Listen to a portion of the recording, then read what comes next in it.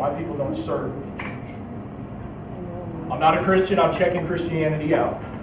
I'm too busy with work, I'm too busy with family commitments, I'm too busy with family problems, I'm too busy with other things. I don't know what opportunities are available. I don't know what gifts God has given me. No one asked me. I've come from another church because I'm burnt out. I just need to be fed. I'm serving outside the church. I don't want to commit to anything. The staff team is paid to serve, so I don't have to. Hello? Serving is what the young people do. They've got time and energy. I just don't get anything out of it. I just don't want to. Okay? Anybody mad yet? How about this? Some people feel useless. Maybe. Some people are hurting. Some people are just lazy. Let me read this to you. Let's be honest. Some people simply do not want to serve. They want others to do all the work while they enjoy the benefits. People would rather be an object of the church's ministry than a partner in it. Too many church members maintain this me-first attitude. This is part of human nature. It's easier to be a consumer than a contributor. But that does not mean it's biblical. Churches must make it more difficult for those who want to come and be lazy. They need to be challenged. The thing about laziness is that it's contagious. Serving is hard enough. No one wants to work while dozens of other people sit around and watch. It causes those who are working to reconsider actually working. If it's not corrected, you go from a church with only a few working to a church with no one involved in the ministry. All God's people are called to the ministry. All God's people are sent on mission. The only questions are where and among whom. It didn't say why. Okay? So, still feel good? Glad you came? So here's a question.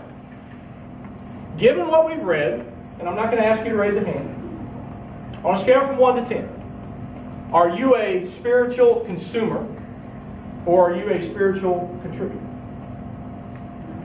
Think about it. Think about it.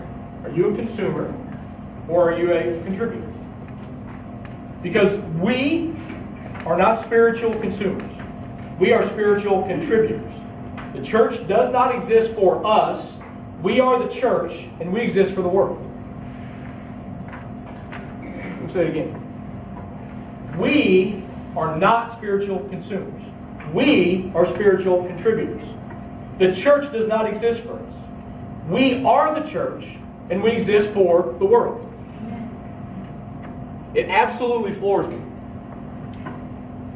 Because when I heard Ashley's Bible reading in Hebrews, and then I heard the psalm, and then I heard the prayer, I thought, how fitting does this go with this lesson? And her and I didn't collaborate throughout the week. So something tells me that God really wants us to grab a hold of being spiritual contributors, not spiritual consumers. So, here's 2 thoughts. God calls you to serve as His church. God calls you to serve as His church.